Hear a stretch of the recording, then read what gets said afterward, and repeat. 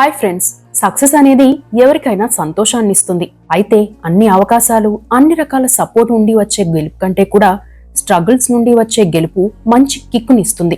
ఎంతో మందికి ఇన్స్పిరేషన్ గా ఉంటుంది. అందులోనూ ఫ్యామిలీ, పెళ్లి లాంటి విషయాల్లో ఎదురైన ఛాలెంజెస్ ని ఎదుర్కొని సివిల్స్ ర్యాంక్ కొట్టిన వారి సక్సెస్ స్టోరీలు వేరు. అలాంటి స్టోరీనే మనం తెలుసుకోబోతున్నాం. అందమైన పొదరింట్లో అల్లారు ముద్దుగా పెరిగిన ఏ అమ్మాయి అయినా ఇంటికి మహాలక్ష్మి, ఆ ఇంటికి యువరాణి కూడా. అలా పెరిగిన అమ్మాయి కొన్ని అంశాలను ఊహించేందుకే భయపడుతుంది. అలాంటి పరిస్థితిని కలలో కూడా ఎదుర్కోకూడదు అనుకుంటుంది. కానీ అలాంటి పరిస్థితే ఆమెకు ఎదురైంది. అందమైన ప్రపంచం తన తప్పు లేకున్నా కళ్ళెదుటే కూలిపోయింది. అయినా సరే తాను మళ్లీ నిలదొక్కుంది. అందుకే మిగతా సక్సెస్ స్టోరీల కంటే భిన్నమైంది ఈ స్టోరీ. ఇక అసలు విషయానికి వస్తే, ఈ స్టోరీ అంతా ప్రస్తుతం రక్షణ శాఖలో కార్యదర్శిగా పనిచేస్తున్న కోమల్ గనత్రా గురించే. ఏడాదికోసారి రాసే పరీక్షలు తప్పినా, ప్రేమలో విఫలమైన, ఆర్థిక ఇబ్బందులు ఎదురైనా వాటిని జీర్ణించుకోలేక కఠినమైన నిర్ణయాలు తీసుకునేవారు చాలా మంది ఉంటున్నారు. కానీ 15 రోజుల్లోనే జరిగిన పెళ్లితో ఒకడు ఆమె లైఫ్ ను ఫెయిల్ చేసేందుకు ప్రయత్నించాడు. దీంతో ఆమె జీవితం ఇక కొలాప్స్ అనుకున్నారు. కానీ ఆమె మళ్లీ స్టార్ట్ చేసింది. ఈమె రియల్ లైఫ్ స్టోరీని ఐఐటీలు, బిజినెస్ స్కూల్లే కాదు, ఎన్నో కాలేజీల్లో, ప్రభుత్వ విభాగాల్లో మోటివేషన్ క్లాసులుగా చెబుతారు. ఈమె రియల్ స్టోరీని విన్న ఎవరికైనా తాము రియల్ లైఫ్ లో కనీసం ఒక్కసారైనా అలాంటి ఇబ్బంది పడిన సందర్భం ఖచ్చితంగా గుర్తుకొస్తుంది. అందుకే ఈ స్టోరీ ఆమె మాటల్లో చెబితేనే బాగుంటుంది. నా పేరు కోమల్ గనత్రా. గుజరాత్లోని అమ్రేలీ జిల్లాలో ఉన్న సమర్కుండ్ల గ్రామం. నాన్న గవర్నమెంట్ టీచర్, అమ్మ పెద్దగా చదువుకోలేదు. ఒక అన్న, ఒక తమ్ముడు ఉన్నారు. అప్పట్లో మారుమూల ప్రాంతం కావడంతో బయట ఆడపిల్లలపై వివక్ష ఉండేది. ఇరుగు పొరుగున ఉండే వాళ్లలో చాలా మంది ఆడపిల్లలకు చదువు ఎందుకు, పెళ్లి చేసి పంపించేస్తాం కదా అనేవారు. కానీ మా ఇంట్లో ఆ వివక్ష ఉండేది కాదు. నాన్న అవేమీ పట్టించుకోలేదు. తనకు ఉన్న దాంట్లో బాగానే చూసుకునేవారు. అబ్బాయిలు, అమ్మాయిలు అనే తేడాకు దూరంగా పెంచారు. అందరూ సమానమే అని చెప్పేవారు. నన్ను బాగా చదువుకోవాలని ప్రోత్సహించేవారు. ఐఏఎస్ సాధించాలని చెప్పేవారు. నాకు ఆ వయసులో ఐఏఎస్ అంటే ఏంటో కూడా తెలీదు. కానీ నాన్న చెప్పిన మాటలు గుర్తుకొచ్చేవి, ఆత్మస్థైర్యాన్ని నింపేవి. అందుకే నేను చదువులో ముందుండేదాన్ని. అప్పట్లో ఇంగ్లీష్ మీడియం స్కూళ్లు కూడా పెద్దగా లేవు. నా మాతృభాష అయిన గుజరాత్లోనే చదువుకున్నందుకు గర్వపడుతున్నా, సంతోషిస్తున్నా. 10th లో, ఇంటర్లో మంచి మార్కులు వచ్చాయి. అప్పటికి చాలా మంది నాకు పెళ్లి చేయాలని నాన్నకి చెప్పేవారు. అమ్మకి బయటి ప్రపంచం తెలీదు. అయినా సరే ఆ విషయాన్ని నా నిర్ణయానికే వదిలేశారు. నాకు చదువుకోవాలని ఉందని చెబితే సరే అన్నారు. దీంతో రాజ్కోట్ ప్రభుత్వ పాలిటెక్నిక్ కాలేజ్లో డిప్లొమా పూర్తి చేశాను. ఆ తరువాత 3 వేర్వేరు యూనివర్సిటీల నుండి సంస్కృతం, హిందీ, ఇంగ్లీష్లో BA లిటరేచర్ పూర్తి చేశాను. ప్రైమరీ టీచర్ ట్రైనింగ్ పూర్తి చేశా. అప్పటికే నాకు 25 ఏళ్లు వచ్చాయి. దీంతో ఇరుగు పొరుగు వాళ్ళు నీ కూతురికి పెళ్లి చేయవా అని అమ్మా నాన్నల ముఖం మీదే అడిగేవారు. చాలా మంది ఎగతాళి చేసేవారు. అయినా అమ్మా నాన్న మాత్రం పిల్లల చదువుకే ప్రియారిటీ ఇచ్చారు. అయితే నాన్నకు వచ్చే జీతం అంతంత మాత్రమే. స్కూల్ టీచర్లకు ఇప్పుడు ఉండే శాలరీల్లో పావు వంతు కూడా అప్పుడు వచ్చేవి కాదు. దీంతో నాన్న తన సంపాదనతో ఇల్లు నడిపేందుకే ఇబ్బంది పడేవారు. అయితే ఏ రోజు విలువలను వదులుకోలేదు, మానవత్వాన్ని మర్చిపోలేదు. కుటుంబం కోసం తన కోర్కెలను, అవసరాలను మానుకునేవారు. మేమెప్పుడైనా బయటకు వెళ్తే ఆయన మాత్రం ఇంట్లోనే ఉండేవారు. ఆయన వస్తే అదనపు ఖర్చు ఎందుకు అని అనుకునేవారు. ఆ డబ్బుతో మాకు ఏదైనా కొనిచ్చేవారు. ఇక నాన్న కోరిక మేరకు నేను చిన్నప్పటి నుండి సివిల్స్ రాయాలని అనుకునేదాన్ని. అయితే కోచింగ్ వెళ్లాలంటే డబ్బులుండేవి కాదు. దీంతో కోచింగ్ వెళ్లకుండానే పాత పుస్తకాలు కొని చదివి మెయిన్స్ క్లియర్ చేశాను. ఇంటర్వ్యూ కూడా క్లియర్ చేస్తాననే నమ్మకం వచ్చింది. ఆ టైంలోనే నా జీవితం మలుపు తిరిగింది. బంధువుల ఒత్తిడితో నాకు పెళ్లి సంబంధాలు చూడడం మొదలుపెట్టారు. ఓ మ్యారేజ్ బ్యూరో నుండి మంచి సంబంధం వచ్చిందని చెప్పారు. అబ్బాయిది రాజ్కోట్, అతను న్యూజిలాండ్లో ఉంటాడు. బిజినెస్ మ్యాన్, డీసెంట్ ఫ్యామిలీ అన్నారు. వారు కూడా చాలా బాగా మాట్లాడారు. ఒక్కడే కొడుకు, చదువు, ఆస్తిపాస్తులు బాగానే ఉన్నాయి. అమ్మాయికి ఏ లోటు రాదు. అమ్మాయి సంపాదించాల్సిన అవసరం గాని, ఉద్యోగం చేయాల్సిన అవసరం గానీ లేదు. పెళ్లైన వెంటనే న్యూజిలాండ్ వెళ్లిపోవడమే అని చెప్పారు. అయితే నాకు సివిల్స్ ఇంటర్వ్యూ ఉంది కదా అనిపించింది. అబ్బాయితో మాట్లాడాక లైఫ్లో మళ్లీ ఇంత మంచి సంబంధం దొరకదని, ఒకవేళ సివిల్స్ కొట్టినా భర్తతో న్యూజిలాండ్ వెళ్లిపోవడమే కదా అనే సలహాతో ఇంటర్వ్యూని పట్టించుకోకుండా పెళ్లికి ఓకే చెప్పేశాను. 15 రోజుల్లో, అంటే 2008లో పెళ్లైపోయింది. ఇంకా న్యూజిలాండ్ వెళ్లడమే తరువాయి అనుకున్నా. భర్తతో ఎలా ఉండాలి, ఇంటిని ఎలా చూసుకోవాలి, నా జీవితం ఎలా ఉండాలి అనే కలలు కన్నాను. అత్తింట్లో ఎలా ఉండాలి, భర్తతో ఎలా మెలగాలి, ఆ ఇంటి కోడలుగా ఎలా నడుచుకోవాలి అని అమ్మా నాన్న నాకు ఎన్నో జాగ్రత్తలు చెప్పారు. అయితే ఎన్నో ఆశలతో అత్తవారింట్లో అడుగుపెట్టిన కొన్ని గంటలకే వారి మెంటాలిటీ అర్థమై తల గిర్రున తిరిగింది. నా తండ్రి ఇచ్చిన కట్నం వారి తాహతుకి సరిపోదని ఆ రోజే అత్తగారి వైపు బంధువులంతా ఇంట్లో చేరి మాట్లాడుకున్నారు. రెండో రోజు నాతోనే డైరెక్ట్ గా మాట్లాడుతూ కట్నం కింద మరికొంత డబ్బు కావాలని, కారు కావాలని, ఇంకా ఏవేవో లిస్ట్ చెప్పారు. నాకు ఏం చేయాలో అర్థం కాలేదు. నాన్నకు అంత ఆర్థిక స్తోమత లేదని వాళ్ళకు కూడా తెలుసు. అన్నీ తెలిసే పెళ్లికి ఒప్పుకున్నారు. సివిల్స్ ఇంటర్వ్యూ కూడా వద్దని పెళ్లి చేసుకున్నానని కూడా తెలుసు. కానీ వారి ఆలోచనలు వేరేగా ఉన్నాయి. ఇక నాన్న పరిస్థితి వేరు. నా పెళ్లి కోసం అన్న జాబ్లో జాయిన్ అయ్యాడు. నాన్న లోన్ తీసుకున్నాడు. మేమే ప్రాణంగా బతికిన నాన్నను అత్తింటి వారి కోసం, నా కోసం మరింత ఇబ్బంది పెట్టే ఉద్దేశం లేక నాలో నేనే కుమిలిపోయేదాన్ని. 2 రోజులకే అదనపు కట్నం కోసం గట్టిగా అడిగారు. నాన్న అంత ఇవ్వలేడు అని నేను చెప్పేశా. దీంతో ఇష్టం వచ్చినట్టు మాట్లాడేవారు. భర్త కొట్టేవాడు. దీన్ని పస్తులుంచితే వీళ్ళ నాన్న ఎందుకివ్వడో చూస్తామని చెప్పి పస్తులుంచేవారు. గదిలో పెట్టి గొల్లెం పెట్టేవారు. నీళ్లు తాగి ఆకలి తీర్చుకునేదాన్ని. రాత్రి పగలు అనేది తెలియకుండా చీకట్లోనే ఉన్నాను. కానీ నాన్నకు మాత్రం ఈ విషయాలను చెప్పేదాన్ని కాదు. నాన్న మా కోసం ఎంత కష్టపడ్డారో, మమ్మల్ని ఎలా పెంచారో నాకు తెలుసు. అవన్నీ తలుచుకుని ఏడుపు వచ్చేది. నేను అత్తవారింట్లో ఇంత ఇబ్బంది పడుతున్నానంటే ఆయన బాధపడతారు. అందుకే నా పరిస్థితి చెప్పాలని అనిపించలేదు. పుట్టింటికి వెళ్లాలన్న ఆలోచన కూడా చేయలేదు. అయితే నన్ను ఎంత కొట్టినా అదనపు కట్నం తెచ్చేలా లేదని, పుట్టింటికి కూడా వెళ్లడం లేదని అత్తింటి వాళ్ళకే అర్థమైంది. దీంతో వదిలించుకోవాలని అనుకున్నారనుకుంటా. నాకు ఆ విషయం తెలీదు. నేను మాత్రం ఏది జరిగితే అది జరుగుతుంది అని అనుకున్నా. ఒక్క మాట కూడా ఎదురు మాట్లాడేదాన్ని కాదు. వాళ్ళు మాత్రం అవసరం వచ్చినప్పుడు ఆ క్షణం వరకు బాగానే మాట్లాడేవారు. అవన్నీ నాటకాలు అని నాకు తెలుసు. ఓ రోజు ఇంటి బయటే నిద్రపోదామంటే అందరం బయటే పడుకున్నాం. కానీ నాకు మెలకువ వచ్చి చూసేసరికి అక్కడ ఎవరూ లేరు. ఇంట్లోకి వెళ్లిపోయారేమోనని చూస్తే తలుపుకి బయట నుండి తాళం వేసుంది. దీంతో నేను పిచ్చిదానిలా ఇంటి చుట్టూ పలుమార్లు తిరిగాను. లోపల ఎవరైనా ఉన్నారా అని కిటికీలో నుండి చూసా. ఎవరూ లేరు. వాళ్ళంతా ఎటు వెళ్లారో నాకు అర్థం కాలేదు. కాసేపటికి వస్తారేమో అనుకున్నా. అప్పటికి పెళ్లై 15 రోజులు కూడా కాలేదు. చుట్టుపక్కల వారు కూడా పెద్దగా పరిచయం లేదు. సడన్ గా ఎవరిని అడగలేను. ఒకవేళ అడిగితే మళ్ళీ మా అత్తామామ, భర్త ఏమంటారో అనే భయం కూడా ఉండేది. దీంతో గుమ్మం వద్దే తెల్లవారే వరకు కూర్చున్నా. ఏం జరిగిందో, ఏం చేయాలో కూడా అర్థం కాలేదు. నేను చేసిన తప్పేంటో కూడా తెలియలేదు. తెల్లవారాక వాకబు చేస్తే భయంకరమైన విషయం తెలిసింది. నేను నిద్రపోయాక అత్తమామతో సహా నా భర్త న్యూజిలాండ్ వెళ్లిపోయాడు. ప్రీ ప్లాన్డ్ గా వారు లగేజ్ అంతా ముందే సర్దుకుని ఉన్నారు. సడన్ గా వెళ్లిపోయారు. నేను గదిలోనే ఉండడంతో గ్రహించలేకపోయా. తీరా వాళ్ళంతా వెళ్లిపోయిన విషయం తెలిసి గుండె పగిలేలా ఏడ్చాను. నా కాళ్ల పారాని ఆరక ముందే నా కన్నీటితో నా అత్తగారింటి గుమ్మం తడిచింది. దీంతో ఏం చేయాలో కూడా తోచలేదు. పెళ్లైన 15 రోజులకే కట్టుబట్టలతో పుట్టింటికి వెళ్లాను. కొత్త పెళ్లి కూతుర్ని కదా, ఇంటికి వెళ్లగానే అన్నా తమ్ముడు ఆట పట్టించారు. అమ్మా నాన్న మాత్రం నేను బెంగతో ఇంటికి వచ్చాననుకున్నారు. అప్పటికే వారు నన్ను చూసి 15 రోజులైంది. దీంతో వారు నన్ను చూడగానే వారికి ఆప్యాయతతో కన్నీళ్లు వచ్చాయి. అయితే జరిగిందేంటో గుర్తు తెచ్చుకున్న నాకు బాధతో వచ్చిన కన్నీళ్లు ఆగలేదు. అంతా కన్నీళ్లతోనే ఉన్నాం. కానీ ఆ కన్నీళ్ల వెనుక ఉన్న కారణాలు వేరు. ఆ విషయం వారికి తెలియదు. ఒక్కదానివే వచ్చావు, అల్లుడు ఎప్పుడు వస్తాడు, న్యూజిలాండ్ ఎప్పుడు వెళ్తారు అని అడిగారు. కాసేపయ్యాక అసలు విషయం ఇంట్లో చెప్పాను. దీంతో గుండెలు బాదుకున్నారు. నన్ను అక్కున చేర్చుకున్నారు. 15 రోజుల పాటు నేను పడిన బాధనంతా వారి ఒళ్ళో తలపెట్టుకుని ఏడ్చేసి తీర్చేసుకున్నా. కొన్ని రోజులయ్యాక నేను పైకి బాగానే కనిపిస్తున్నా లోపల ఏవేవో ఆలోచనలు ఉండేవి. కానీ అమ్మకు విషయం అర్థమైంది. దిగులు పట్టుకుంది. సిక్కైంది. హాస్పిటల్లో చేరింది.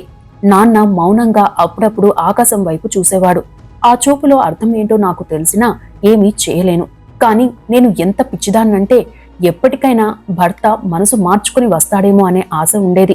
అందుకే అప్పుడప్పుడు రాజ్కోట్లోని అత్తగారింటికి వెళ్లి మా ఆయన వచ్చాడేమో చూసేదాన్ని. కానీ మూసిన తలుపులు మూసినట్టే ఉండేవి. నా కన్నీటితో తడిచిన గుమ్మం దగ్గరే కాసేపు కూర్చొని వచ్చేదాన్ని. అంటే పిచ్చిదానిలా ప్రవర్తించేదాన్ని. కొన్ని రోజులయ్యాక ఇరుగు పొరుగు వారికి విషయం తెలిసింది. వారి సూటిపోటి మాటలు మరింత బాధించాయి. అవి నేను పట్టించుకోలేదు. నా భర్త మంచివాడే. ఒత్తిడి కారణంగా అదనపు కట్నం కోసం డిమాండ్ చేశాడు. ఇవ్వకపోవడంతో వెళ్లిపోయాడు. మళ్లీ వస్తాడు అని నమ్మేదాన్ని. అయితే క్రమేణా నన్ను అదనపు కట్నం కోసం వదిలేశాడు అనే బాధ కంటే కూడా నన్ను మోసం చేసి వెళ్లిపోయాడు అని అర్థమై కోపం వచ్చేది. దీంతో నా ఆలోచన మారింది. ఎలాగైనా అతన్ని పట్టుకోవాలని, నన్ను మోసం చేసి వెళ్లిపోయినందుకు తిరిగి తీసుకొచ్చి అందరి ముందు దోషిగా నిలబెట్టాలని అనుకున్నా. మా పెళ్లి కుదిర్చిన బ్యూరో వారిని అడిగితే పెళ్లి కుదర్చడం వరకే మా పని, తరువాతి విషయాలతో సంబంధం లేదని చెప్పారు. కనీసం వారు మాట్లాడడానికి కూడా ఇష్టపడలేదు. వారి డబ్బు వారికి ముట్టింది కదా, వారిది బిజినెస్, వారిని ఏమీ అనలేమని అర్థమైంది. అతనిపై కేసు పెడదామని అనుకుంటే మాస్టర్ గారి అమ్మాయి కాబట్టి పరువు పోతుందని అమ్మ బాధపడింది. దీంతో ఏం చేయాలో అర్థం కాలేదు. ఎప్పుడూ ఏదో ఒకటి అనుకునే బయటి ప్రపంచం కోసం ఇంతలా భయపడాలా అనిపించింది. కాని అమ్మ మాట కాదనలేకపోయా. చివరికి న్యూజిలాండ్లో అతను ఎక్కడుంటాడో వివరాలు తెలుసుకున్నా. న్యూజిలాండ్ పోలీసులకు ఫిర్యాదు చేశాను. మెయిల్స్ పెట్టాను. నెలలు గడిచినా ఎవరూ పట్టించుకోలేదు. దీంతో న్యూజిలాండ్ ప్రధానికి, గవర్నర్ జనరల్ కు లేఖ రాశా. కొన్నాళ్లకు అతనెవరో తెలుసుకుంటాం అని తిరుగు సమాధానం పంపారు. ఆ తరువాత మళ్లీ ఎటువంటి రిప్లై రాలేదు. అప్పటికే 6 నెలలైంది. అప్పటికే పెద్దన్నకు పెళ్లైంది. నా పరిస్థితిని నా తల్లిదండ్రులు అర్థం చేసుకున్నా వదిన మాత్రం తప్పుగా అర్థం చేసుకుంది. నేను ఆ ఇంట్లో పడి తింటున్నానని, డబ్బు ఖర్చవుతుందని అనుకునేది. నాతో చాలా హార్ష్గా ఉండేది. తాను కూడా ఆడదే కదా, కొన్నాళ్ళకైనా అర్థం చేసుకుంటుంది అనుకున్నా. అదే టైంలో మొగుడు వదిలేసిన ఆడదాన్నని, పెళ్లైనా పుట్టింట్లోనే పడి తింటున్నానని, అక్కడే ఉంటున్నానని కొందరు బంధువులు, ఇరుగు పొరుగు వాళ్ళు చాలా మంది నా ఎదురుగానే కామెంట్స్ చేసేవారు. వారి మాటలకు మొదట్లో కుంగిపోయాను. నాకు మాత్రమే ఇలా ఎందుకు జరిగిందని రూంలోకి వెళ్లి ఏడ్చేదాన్ని. కనీసం సొంత వారితో మాట పడకూడదనే ఉద్దేశంతో ఇంట్లో పనులన్నీ నేనే చేసేదాన్ని. నా ఇంట్లో నేను ఫ్రీగా తినడం లేదు, అందుకు సరిపడా పనిచేస్తున్నా అని నిరూపించుకోవాలని తపన పడేదాన్ని. మా ఇల్లు దాటి రోడ్డు వైపు చూసేందుకు కూడా ధైర్యం చేసేదాన్ని కాదు. అయినా ఆ మాటలు, సాధింపులు ఆగలేదు. అవి పట్టించుకోవద్దని అనుకుని సైలెంట్గా ఉండేదాన్ని. కాని ఏదో ఒక సందర్భంలో ఆ మాటలు, సాధింపులు నా మనసును నలిపేసేవి. ఒక్కో మెతుకు తింటుంటే గొంతులో గుచ్చుకున్నట్లు అనిపించేది. ఇంటికి వచ్చిన బంధువుల్లో ఒక్కొక్కరి చూపులో చీత్కారం కనిపించేది. మనసారా నవ్వడం, తృప్తిగా తినడం, పండుగలకు కుందనపు బొమ్మలా తయారవడం, ఇంటికి మహాలక్ష్మిలా తయారవడం అనేవి నాకు సంబంధించినవి కాదనే విధంగా కొంతకాలం గడిచింది. అమ్మ, నాన్న, బ్రదర్స్ నాకు అండగా ఉన్నా బయటి వారి మాటలను వాళ్ళు ఆపలేరు కదా. ఇక ఇంటి పోరు తీర్చడం ఎవరి వల్ల కాదు కూడా. ఇంట్లో అమ్మా, నాన్న, నేను, 2 బ్రదర్స్, వదిన ఉన్నా నాకు మాత్రం అంతా నిశ్శబ్దమే రాజ్యమేలుతుందని అనిపించేది. మా వాళ్ళు మాత్రం నాకు ధైర్యం చెప్పడానికి ప్రయత్నించేవారు. నా మూడ్ చూసి వెళ్లిపోయేవారు. అప్పటికే జీవోత్సవంలా మారాను. ఏడ్చి ఏడ్చి కళ్ళల్లో నీళ్లు ఇంకిపోయాయి. కళ్ళు అలసిపోయాయి. ఇంకా ఏడ్చే ఓపిక నాకు ఉన్నా కన్నీరు కార్చే శక్తి నా కళ్ళకి లేదు. దీంతో అవి కూడా ఆగిపోయాయి. ఎప్పుడు బాధతోనే ఆలోచించే నేను ఓసారి మరో కోణంలో ఆలోచించడం మొదలుపెట్టా. నా తప్పు లేనప్పుడు వాడెవరో నన్ను వదిలేసి వెళ్లిపోతే వాడి వెనుక నేనెందుకు పడాలి? ఆడపిల్ల జీవితం పెళ్లితోనే అయిపోతుందా అనే ప్రశ్న నాకు నేనుగా వేసుకున్నా. మంచి భర్త దొరుకుతున్నాడని సివిల్స్ ఇంటర్వ్యూని వదులుకున్న నన్ను వదిలేసి వెళ్లిపోయింది వాళ్లే కదా. అలాంటప్పుడు నా తప్పేముంది? నేనెందుకు బాధపడాలి అని అనుకున్నా. అప్పటి నుండి నా జీవితంలో మరో అధ్యాయం మొదలైంది. పెళ్లి కాకముందు ఎంత యాక్టివ్గా ఉండేదాన్నో ఆ రోజు నుండి మళ్ళీ అంత యాక్టివ్గా ఉండడానికి ట్రై చేశాను. అంతేకాదు పట్టుదల కూడా పెరిగింది. ఇంట్లో వాళ్ళు కూడా సపోర్ట్ చేశారు. అటకపై ఉన్న నా పుస్తకాలు బయటకు తీశా. నేను చదువుకుని నా కాళ్లపై నేను నిలబడాలి. అదే టైంలో నా పుట్టింటిపైన ఆధారపడకూడదని, కనీసం అమ్మ నాన్నలకు ఇంట్లో అయినా ప్రశాంతత మిగల్చాలి అని అనుకున్నా. ఆ పరిస్థితుల్లో నా కాళ్లపై నేను నిలబడాలన్నా నేను బిజీ అయితేనే మళ్ళీ చదువుకోగలను. కాబట్టి అది సాధ్యం కావాలన్నా నాకు ఉద్యోగం అవసరం. అప్పటికే 3 భాషల్లో డిప్లొమా, పీజీ చేశాను. ఆ టైంలోనే గవర్నమెంట్ స్కూళ్లలో కాంట్రాక్ట్ టీచర్స్ కోసం వచ్చిన అడ్వర్టైజ్మెంట్ కనిపించింది. నెలకు 5,000 జీతం. జీతం తక్కువైనా అప్పటి పరిస్థితికి అది నాకు చాలా విలువైంది. దీంతో అప్లై చేశాను. ఊరికి దగ్గరలో ఉద్యోగం వస్తుందని అనుకున్నా. కానీ సొంతూరుకు 50 కిలోమీటర్ల దూరంలోని భావనగర్లో పోస్టింగ్ ఇచ్చారు. అయినా చేరేందుకు వెళ్లాను. అక్కడే మరో ఇబ్బంది ఎదురైంది. ఒంటరి మహిళను కాబట్టి ఎవరూ ఇల్లు అద్దెకు ఇచ్చేవారు కాదు. కొన్ని రోజుల పాటు అప్ అండ్ డౌన్ చేశా. తరువాత ఓ స్టూడెంట్ పేరెంట్స్ వాళ్ళ ఇంట్లో గది అద్దెకు ఉందని తెలిసి వెళ్లాను. వారి అబ్బాయి నా స్టూడెంట్ కావడంతో పాటు నా పరిస్థితిని అర్థం చేసుకుని గదిని అద్దెకు ఇచ్చారు. నేను పగలంతా స్కూల్లో చెప్పేదాన్ని, రాత్రిపూట నా పాత పుస్తకాలు చదివేదాన్ని. అప్పటికి ఆ ఊళ్ళో ఇంటర్నెట్ లేదు. నాకు స్మార్ట్ ఫోన్ కూడా లేదు. కేబుల్ కనెక్షన్ మాత్రమే ఆ ఊళ్ళో ఉండేది. న్యూస్ పేపర్ కూడా అవైలబుల్ ఉండేది కాదు. నా నెల జీతం నెల గడవడానికి తప్ప కొత్త పుస్తకాలు కొనుక్కోవడానికి సరిపోయేది కాదు. ఆ టైంలోనే అహ్మదాబాద్లో ప్రభుత్వ సహకారంతో నడిచే సర్దార్ వల్లభాయ్ పటేల్ అకాడమీ ఉచితంగా సివిల్స్ కోచింగ్ ఇస్తుందని తెలిసింది. అయితే అందుకు కొన్ని అర్హతలు కావాలి. నేను రెగ్యులర్గా అక్కడ ఉండి కోచింగ్ తీసుకోవడం కుదరదు. నా ఉద్యోగానికి సెలవు పెట్టడం కుదరదు. దీంతో నాకు ఛాన్స్ వస్తుందో లేదో అనుకున్నా. ఎందుకైనా మంచిదని ఓసారి వెళ్లి అక్కడి వారిని కలిశాను. అప్పటికే సివిల్స్ ఇంటర్వ్యూ వరకు వెళ్లినందున వారు నా పరిస్థితి చూసి అవకాశం ఇచ్చారు. హిస్టరీ, గుజరాతీ లిటరేచర్ను ఆప్షనల్గా ఎంచుకున్నా. సోమవారం నుండి శుక్రవారం వరకు స్కూల్లో చెప్పేదాన్ని. శని ఆదివారాల్లో 4 బస్సులు మారి 150 కిలోమీటర్ దూరంలోని అహ్మదాబాద్కి వెళ్లి కోచింగ్ తీసుకునేదాన్ని. ఆదివారం తిరిగి వచ్చేటప్పటికి ఆలస్యమయ్యేది. దీంతో అక్కడ కూడా కొన్ని మాటలు మొదలయ్యాయి. ఈ అమ్మాయిని భర్త వదిలేశాడంట, ఇప్పుడేమో కోచింగ్ పేరుతో అర్ధరాత్రి వరకు బయట తిరిగి వస్తుంది. నిజంగా కోచింగ్కి వెళ్తుందో లేక ఇంకేమైనా పనిచేస్తుందో అని అనేవారు. వారు నన్ను చూసి అలాంటి మాటలు అన్నా బాధ అనిపించేది కాదు. కానీ టీచింగ్ ప్రొఫెషన్ కి, ఒక టీచర్ కి ఇవ్వాల్సిన కనీస గౌరవం ఇవ్వకుండా అలాంటి మాటలు అంటుంటే ఏడుపు వచ్చేది. నా బాధ ఇంట్లో చెప్పుకునే అవకాశం ఉన్నా తల్లిదండ్రులు బాధపడతారు. అప్పటికే నా తల్లి ఆరోగ్యం బాగా పాడైంది. నాన్నకు కూడా హెల్త్ ప్రాబ్లం వచ్చింది. దీంతో ఎవరితోనూ చెప్పేదాన్ని కాదు. ఇక తెలిసిన వారికి చెబుదామంటే మనం బాగుంటే ఈర్ష్యగా చూడ్డం, మన బాధలు చెప్పుకుంటే అలుసుగా చూడ్డం తప్ప వారి నుండి ఓదార్పు ఆశించడం తప్పని అర్థమైంది. కొన్నాళ్లకు అవన్నీ దూరం పెట్టి చదువు మీదే దృష్టి పెట్టా.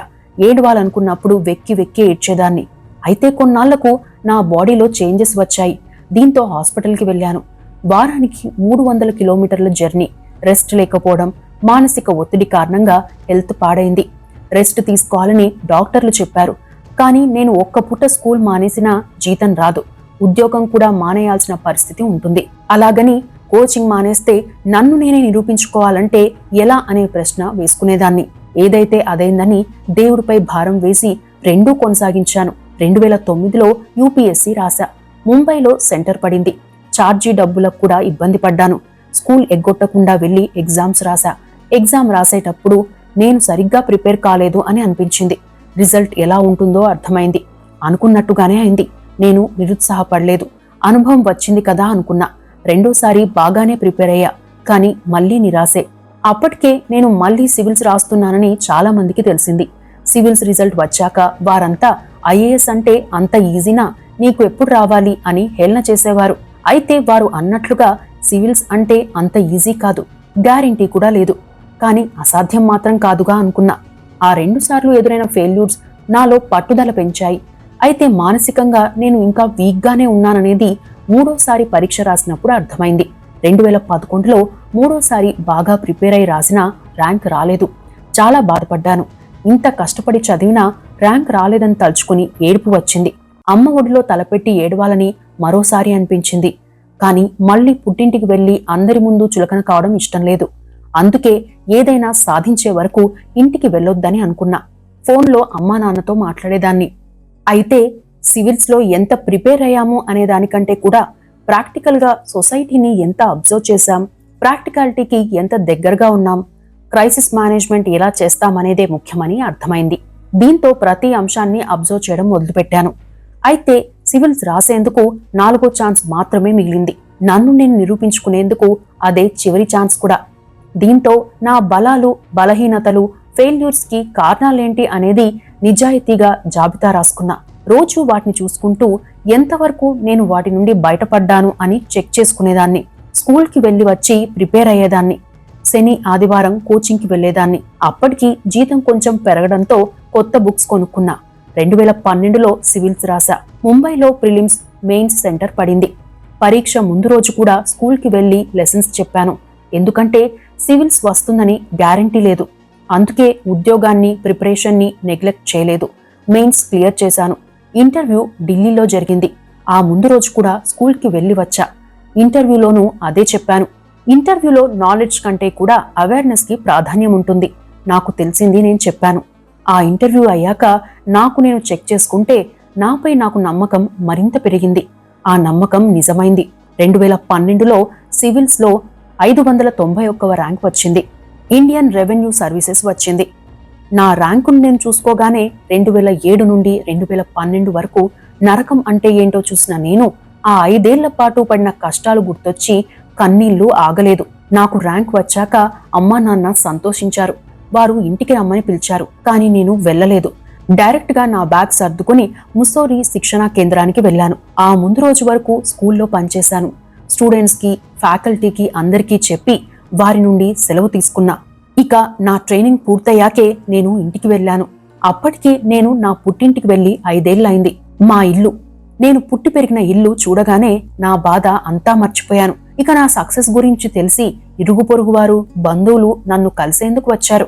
వారంతా ఒకప్పుడు నన్ను విమర్శించిన వారే. అప్పటి వరకు భర్త వదిలేసిన మహిళగానే నన్ను చూశారు.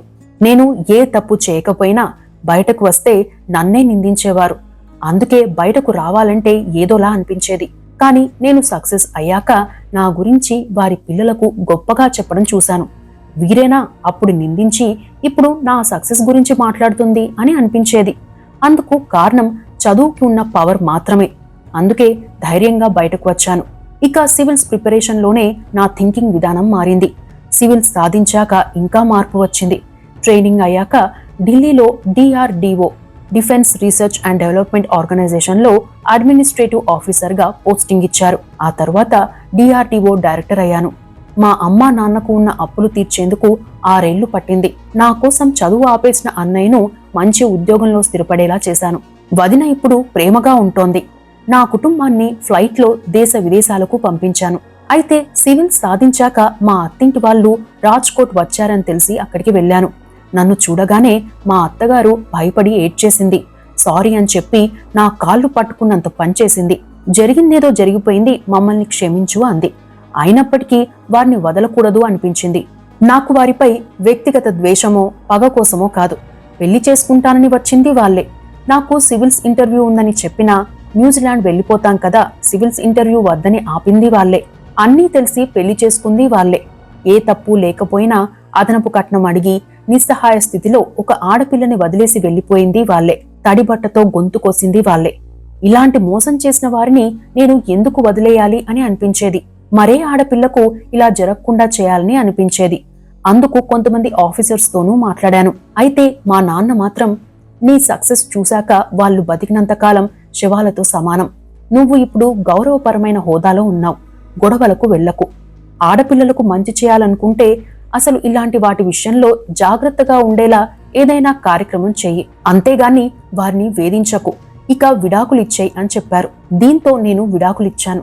4 ఏళ్ల తరువాత నన్నుగా ఇష్టపడే మరో వ్యక్తి నన్ను పెళ్లి చేసుకున్నాడు. మాకు ఒక పాప పుట్టింది కూడా. ఇప్పుడు రక్షణ శాఖలో కార్యదర్శి పొజిషన్లో ఉన్నాను అన్నారు కోమల్ గనత్రా. ఓ ఇంటర్వ్యూలో కోమల్ గనత్రా మాట్లాడుతూ, గతంలో నేను ఇచ్చిన ఇంటర్వ్యూ చూసి చాలా మంది నన్ను మోటివేషనల్ స్పీచ్ ఇవ్వాలని పిలుస్తారు. IITలు, IIMలు, పలు సంస్థలు ఫోన్లు చేస్తుంటాయి. రోజుకి కనీసం 10-15 ఫోన్లు వస్తున్నాయి. కానీ నేను ఉద్యోగంలో బిజీగా ఉండడంతో అన్ని చోట్లకు వెళ్లడం కుదరట్లేదు. ఏమాత్రం ఖాళీ దొరికినా వెళ్లి వస్తుంటా. పెళ్ళైపోతే ఏ ఆడపిల్ల కూడా జీవితం అక్కడితో ఆగిపోయిందని అనుకోకూడదు. లైఫ్ అనేది ఎప్పుడూ ఫుల్ స్టాప్ కాదు. మన లైఫ్ కి ఎవరి ఐడెంటిటీ మనకు అవసరం లేదు. మనకు మనమే ఐడెంటిటీగా మారాలి. Positive thinking, self confidence, dedication, determination తో పనిచేస్తే సక్సెస్ వస్తుంది. కొన్నిసార్లు మనం వీక్ గా ఉన్నప్పుడు ఎమోషన్స్ బాధిస్తాయి. కానీ మళ్ళీ మనం తేరుకోవాలి. మన జీవితంలో ఏది జరిగినా ఛాలెంజ్ గా తీసుకోవాలి. ప్రాబ్లమ్సే మనకు పోరాడడం నేర్పిస్తాయి. మనల్ని మనం నమ్మినప్పుడే అది సాధ్యమవుతుంది. మనం కంఫర్ట్ జోన్ లో ఉన్నంతకాలం మనకు ఏమీ తెలీదు. కంఫర్ట్ జోన్ నుండి బయటకు వస్తేనే ఆలోచన వస్తుంది. థాట్స్ బికమ్ థింగ్స్ అని నమ్ముతాను అని చెప్పారు. మొత్తం మీద తన లైఫ్ లో ఇన్ని ఇబ్బందులను ఎదుర్కొని తాను అనుకున్నది సాధించిన కోమల్ గనత్రా లైఫ్ ఎంతో మందికి ఇన్స్పిరేషన్.